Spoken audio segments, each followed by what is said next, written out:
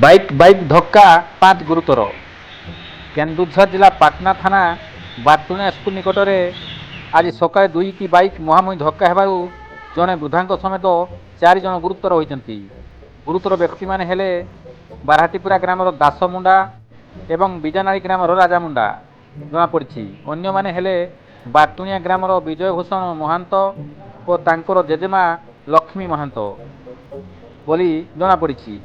ସୂଚନା ଅନୁଯାୟୀ ଆଜି ସକାଳେ ବାରହାଟିପୁରା ଗ୍ରାମର 3 ଜଣ ସାଙ୍ଗ ହୋଇ ଏକ ବାଇକ୍ ଯୋଗେ ବାଟୁଣିଆ ଗାଁକୁ ଯାଇ ସେଠାରୁ କାମ ସାରି ନିଜ ଗ୍ରାମକୁ ଫେରୁଥିବା ସମୟରେ ବାଟୁଣିଆ ଗ୍ରାମର ଲକ୍ଷ୍ମୀ ମହାନ୍ତ ଏବଂ ଭୂଷଣ ମହାନ୍ତ ସାଙ୍ଗ ହୋଇ ନିଜ ଗ୍ରାମକୁ ଯାଉଥିବା ସମୟରେ ଏହି ଦୁର୍ଘଟଣା ଘଟିଛି, ଯଦ୍ୱାରା 5 ଜଣ ଗୁରୁତର ହୋଇଛନ୍ତି। ବାଇକ୍ରୁ ଛିଟିକି ପଡ଼ି ରାସ୍ତା ଉପରେ ପଡ଼ି ସମସ୍ତେ ଆହତ ହୋଇଥିଲେ। ସ୍ଥାନୀୟ ଲୋକମାନେ ଦେଖିବା ପରେ 108 ଆମ୍ବୁଲାନ୍ସ ଯୋଗେ 5 ଜଣଙ୍କୁ ଉଦ୍ଧାର କରି ପ୍ରଥମେ ପାଟଣା ଗୋଷ୍ଠୀ ସ୍ୱାସ୍ଥ୍ୟ କେନ୍ଦ୍ରରେ ଭର୍ତ୍ତି କରିଥିଲେ।